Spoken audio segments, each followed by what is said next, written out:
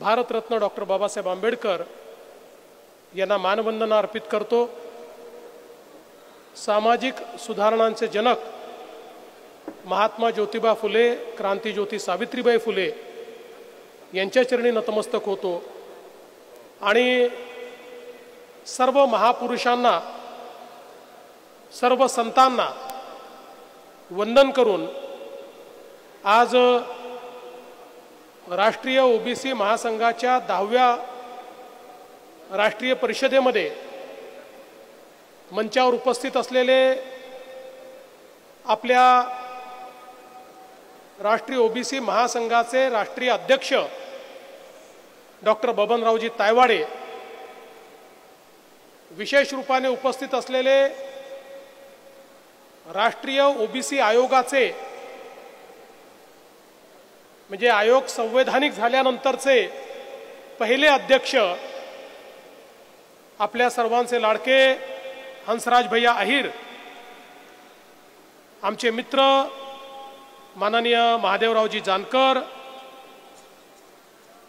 किसनजी कथोरे, विजयजी वडेट्टीवार, आमचे सहकारी परिणय फुकेजी, माणिकराव ठाकरेजी, सुधाकर अडबलेजी, अभिजित वंजारीजी,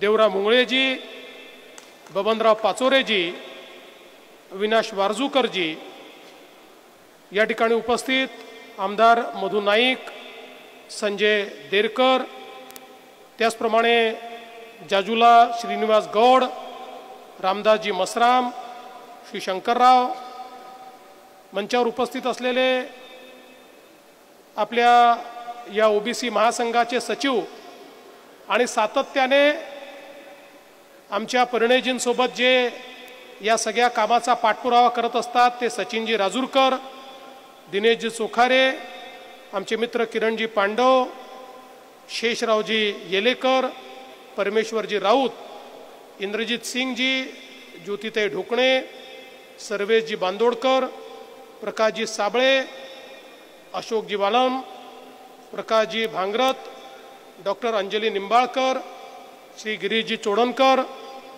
त्याचप्रमाणे संपादक असलेले पण ओबीसी समाजाला सातत्याने दिशा देणारे, मार्गदर्शन करणारे देवेंद्रजी गावंडे, मंचावरील सर्व मान्यवर, कोणाचं नाव सुटलं असेल तर क्षमा मागतो, आणि या ठिकाणी भारताच्या विविध राज्यातनं आणि विशेषतः महाराष्ट्रातनं आलेल्या सर्व माझ्या ओबीसी भगिनी आणि बंधूंनो, मी सर्वप्रथम या 10व्या राष्ट्रीय परिषदेच्या आपल्या सर्वांना अतिशय मनपूर्वक शुभेच्छा देतो आणि याच्या उद्घाटनाकरता बबनरावजींनी आणि महासंघाने मला निमंत्रित केलं त्याबद्दल मी आपल्या सर्वांचे आभार मानतो। खरं म्हणजे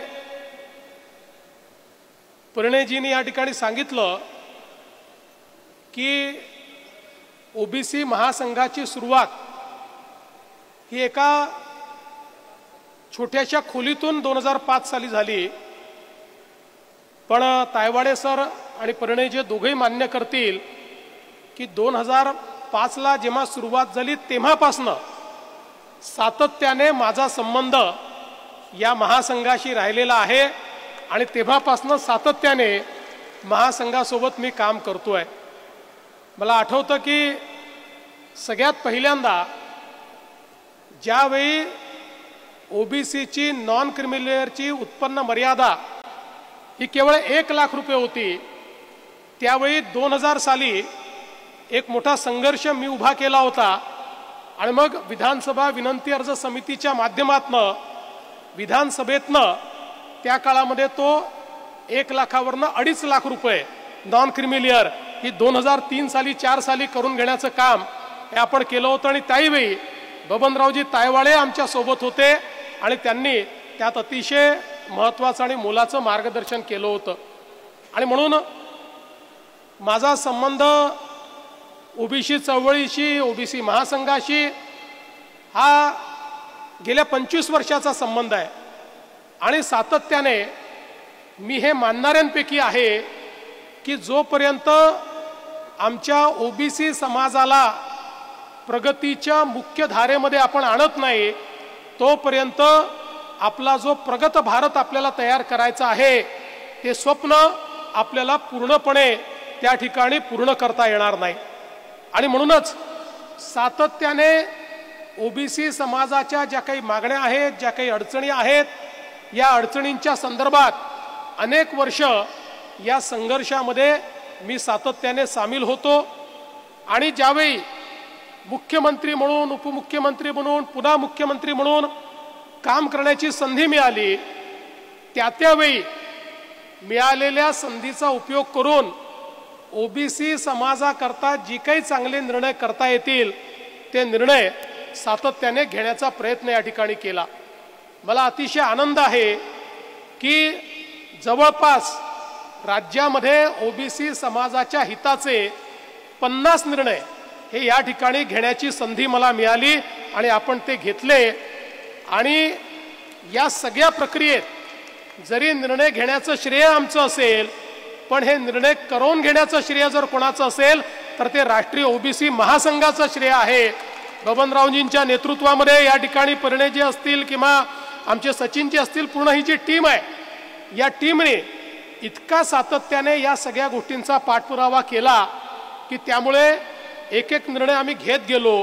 आणि मला या गोष्टीचा आनंद आहे की केवळ कागदावर निर्णय राहिले नाहीत, मागे पुढे झाले असतील, कदाचित काही कमी झालं असेल, काही अधिक झालं असेल, पण घेतलेला एक एक निर्णय हा आपण पूर्ण करण्याचं काम केलं। आणि सगळ्यात महत्त्वाचं म्हणजे हॉस्टेलचा जो निर्णय होता अतिशय कठीण काम होतं, पण आता आपण जवळपास 54 हॉस्टेल सुरू केले आहेत, उरलेले हॉस्टेलही आता सुरू होत आहेत आणि निश्चितपणे मला विश्वास आहे की आमच्या ओबीसी समाजाच्या मुलांना मुलींना शिक्षणाकरता त्या ठिकाणी हॉस्टेल असेल किंवा ज्यांना हॉस्टेल मिळत नाही त्यांच्याकरता आपण 60,000 रुपये त्यांना देण्याची योजना सुरू केली, ती योजना असेल, या योजनेच्या माध्यमातून आमच्या मुलांकरता शिक्षणाची दारं आपण खुली केली। यासोबत आपल्या ओबीसी विद्यार्थ्यांकरता पहिल्यांदा परदेशी शिष्यवृत्ती आपण सुरू केली आणि आज मोठ्या प्रमाणात आपली मुलं परदेशात देखील शिकतायत। अर्थात आता महासंघाची मागणी आहे की याचा थोडा विस्तार केला पाहिजे, अधिक विद्यार्थ्यांना त्या ठिकाणी पाठवलं पाहिजे। नजीकच्या काळात जरूर त्याचाही विचार आपण हा निश्चितपणे करू। पण मला या निमित्ताने एवढंच सांगायचं आहे की आम्ही ओबीसी समाजासोबत मी अतिशय कन्व्हिक्शननी या ठिकाणी आहे। माझ्याकरता ओबीसी समाजासोबत राहणं हा काही कुठल्याही राजकीय फायद्याकरता मतांकरता विषय नाही, तर माझं एक कन्व्हिक्शन आहे की या देशातला ओबीसी समाज हा या देशाच्या पाठीचा कणा आहे। या समाजाने या देशाच्या संपूर्ण जडणघडणीमध्ये पायव्याचं काम केलेलं आहे आणि ओबीसी समाजातल्या विविध जातींनी, आमच्या 12 बलुतेदारांनी ज्या प्रकारे आपल्या देशामध्ये आपला गावगाडा चालवण्यामध्ये या ठिकाणी काम केलेलं आहे, आज आपल्या सरकारला आणि देशाला त्यांच्या पाठीशी उभं राहावं लागेल। आणि म्हणूनच मला याही गोष्टीचा आनंद आहे की देशाचे प्रधानमंत्री माननीय नरेंद्र मोदीजी, खरं म्हणजे प्रधानमंत्र्यांना कुठली जात नसते, ते कुठल्या एका समाजाचे नसतात, पण हाही विलक्षण योगायोग आहे की आज गेले 11 वर्ष या देशाचं नेतृत्व करणारे प्रधानमंत्री हेही ओबीसी आहेत आणि या देशाला जगातली 4थी सर्वात मोठी अर्थव्यवस्था बनवून दाखवण्याचं कार्य या ओबीसी प्रधानमंत्र्यांनीच करून दाखवलेलं आहे। हे देखील मला असं वाटतं अत्यंत महत्त्वाचं आहे। आणि म्हणूनच ओबीसी समाजाच्या संवेदना समजून घेत मोदीजींनी जातनिहाय जनगणनेचा विषय असेल तो पूर्ण केला। इतके वर्ष आमच्या ओबीसी आयोगाला संविधानातच स्थान नव्हतं, त्याला संवैधानिक करून सगळे संवैधानिक अधिकार प्रदान करण्याचं काम हे मोदीजींनी केलं।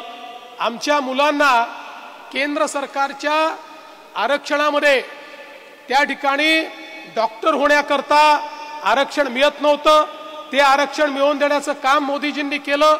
वेगवेगळ्या ठिकाणचे 7 असे महत्त्वाचे निर्णय आहेत की जे मोदीजींनी या ठिकाणी घेतले आणि त्यामुळे आपल्या राष्ट्रीय स्तरावर ओबीसीचा बोलबाला झालेला आपल्याला पाहायला मिळाला। आणि एवढंच नाही तर स्वातंत्र्य उत्तर काळामध्ये सर्वाधिक ओबीसी मंत्री असलेलं मंत्रिमंडळ हे मोदीजींनी स्थापन केलं आणि पूर्ण देशातल्या ओबीसी समाजाला आपल्या मंत्रिमंडळामध्ये स्थान देण्याचं काम त्यांनी केलं। आणि म्हणून मला या निमित्ताने हेच सांगायचं आहे की या समाजाच्या प्रती आमचं कमिटमेंट आहे। खरं तर अनेक वेळा आपल्याला माहिती आहे की माझ्यावर ओबीसी समाजाकरता बोललो म्हणून टोकाची टीका झाली, मला टार्गेटही केलं, पण मी सगळ्या समाजाचा विचार केला, मी कुठल्या एका समाजाचा विचार केला नाही। पण त्याच वेळी जर ओबीसी समाजाला एखाद्या गोष्टीची आवश्यकता आहे तर त्या गोष्टीचं प्रतिपादन करणं, त्या गोष्टीचा निर्णय घेणं हे कधीच मी चुकीचं मानत नाही। त्यामुळे मला कितीही टार्गेट केलं तरीही ओबीसी समाजाच्या हक्कांकरता मी त्या ठिकाणी लढत राहणारच आहे, मी कधीही ती लढाई थांबू देणार नाही। खरं म्हणजे आपल्याकडे अलीकडच्या काळामध्ये एखाद्या समाजाकरता लढतोय म्हटलं म्हणजे दुसऱ्या समाजाच्या विरोधात अशा प्रकारचं जे काही एक चित्र तयार करण्याचा प्रयत्न होतोय हे चित्र देखील अतिशय चुकीचं आहे। उलट मला तर या गोष्टीचा आनंद आहे की आज मी मुख्यमंत्री आहे, याचं कारण ओबीसी समाजासहित सगळ्या समाजांनी आम्हाला आशीर्वाद दिला, म्हणूनच या ठिकाणी आपण या पदापर्यंत पोहोचू शकलो। आणि म्हणूनच या समाजाचं उतराई होणं, या प्रत्येक समाजापर्यंत विकास पोचला पाहिजे। या ठिकाणी आमचा दलित समाज असो, आदिवासी समाज असो, ओबीसी समाज असो, मराठा समाज असो, धनगर समाज असो, सगळ्या समाजाचं कल्याण आपल्याला कसं करता येईल हा प्रयत्न आपला आहे। आणि म्हणूनच मला याही गोष्टीचा आनंद आहे की आपल्या ओबीसी समाजाचं राजकीय आरक्षण जे 2020 साली कोर्टाने काढून घेतलं, 2022 साली ते खंडित स्वरूपात आपल्याला प्राप्त झालं होतं, पण आपण त्याची लढाई सर्वोच्च न्यायालयात लढलो आणि मला सांगताना आनंद वाटतो की सर्वोच्च न्यायालयाने आपलं म्हणणं मान्य केलं आणि संपूर्ण 27% ओबीसीचं आरक्षण हे महानगरपालिका, नगरपालिका, नगरपंचायती, जिल्हा परिषद आणि ग्रामपंचायतमध्ये परत करण्याचं काम हे माननीय सर्वोच्च न्यायालयाने केलं। काही नतद्रष्ट लोक त्याच्या विरुद्ध पुन्हा कोर्टात गेले आणि कोर्टाला त्यांनी सांगितलं चुकीचं होत आहे, हे तुम्ही करू नका। पण माननीय सर्वोच्च न्यायालयाचे मी आभार मानतो, परवा त्यांनी ती पिटिशन त्या ठिकाणी डिसमिस केली आणि सांगितलं ओबीसीला पूर्ण 27% आरक्षण हे या ठिकाणी मिळेल। आणि मला असं वाटतं एक महत्त्वाचा निर्णय हा आपण या निमित्ताने करू शकलो। आणि म्हणून आज मी पुन्हा एकदा आपल्याला हे आश्वस्त करण्याकरता आलोय। खरं म्हणजे मागच्या काळामध्ये आपण ज्या ज्या मागण्या केल्या त्या मागण्या पूर्ण करण्याचा प्रयत्न आपण केला। आता आज पुन्हा नवीन मागण्या आलेल्या आहेत। समाजाचं कार्य असंच असलं पाहिजे, समाजाचे नेते हे जर सॅटिस्फाय झाले तर समाजाचं कल्याण होत नाही। त्यामुळे एक मागणी मान्य झाली की दुसरी मागणी मानलीच पाहिजे। त्यामुळे आज पुन्हा एकदा बबनरावजींनी 76 मागण्या मांडलेल्या आहेत। या 76 मागण्यांपैकी मला असं वाटतं 24 मागण्या केंद्र सरकारच्या आहेत, त्या हंसराज भैयांच्या मार्फत आपण केंद्र सरकारकडे पाठवू। जवळपास 26-25 मागण्या राज्य सरकारच्या महाराष्ट्राच्या आहेत, त्याच्यावर मी काम करेन, मी तुम्हाला आश्वस्त करतो। तुम्हाला माहिती आहे यापूर्वी मी जितके वेळा सांगितलं मी त्या पूर्णही करतो आणि तुम्हाला कळवतो देखील आणि तुम्हाला सोबत घेऊन प्रत्येक वेळी पूर्ण करतो।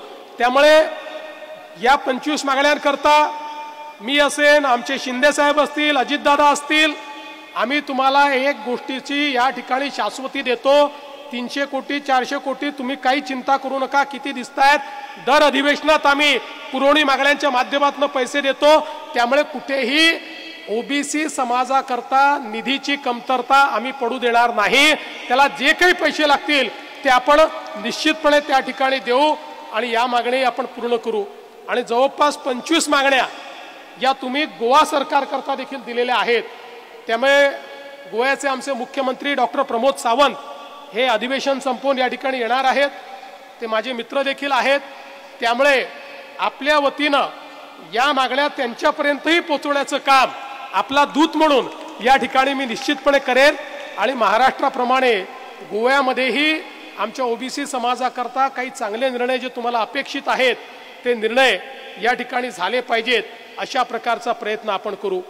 येत्या काळामध्ये अनेक गोष्टी आपल्याला करायच्या आहेत। नागपूरचं ओबीसी भवन जे मला असं वाटतं की आपल्या राष्ट्रीय ओबीसी समाजाकरता एक महत्त्वाचं अशा प्रकारची ती वास्तू आहे। 38 कोटी रुपये आपण दिले आहेत।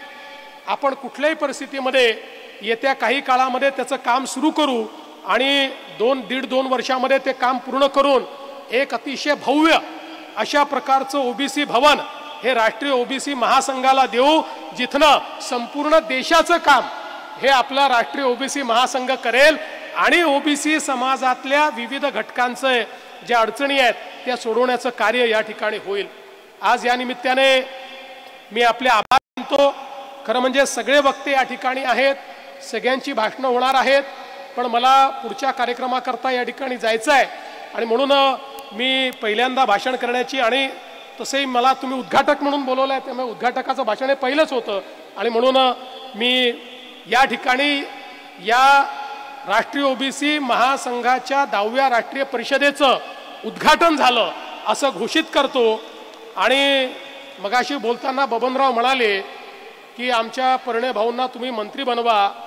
बबनराव, लोक तर त्यांना मुख्यमंत्री समजतात। माझ्यासोबत ते राहत असलेल्या लोकांना माहिती आहे की मुख्यमंत्र्याची गुरुकिल्ली आहे याच्याकडे आणि तुम्ही त्याला डिमोशन करायला निघाले, पण जरूर त्यांचा भविष्यात चांगला विचार होईल। मी पुन्हा एकदा आपल्या सर्वांचं या ठिकाणी मनपूर्वक अभिनंदन करतो। आमचे सगळे सहकारी नागपूरचे या ठिकाणी उपस्थित आहेत, त्यांचंही मी मनापासून धन्यवाद देतो, कारण आमच्या सगळ्या ओबीसी चळवळीत माझ्यासोबत राहिलेली सगळी मंडळी आहे, त्यांचंही मनापासून आभार मानतो। पुन्हा एकदा आपल्या सर्वांचे आभार मानून माझं बोलणं संपवतो। धन्यवाद। जय हिंद, जय महाराष्ट्र, जय ओबीसी।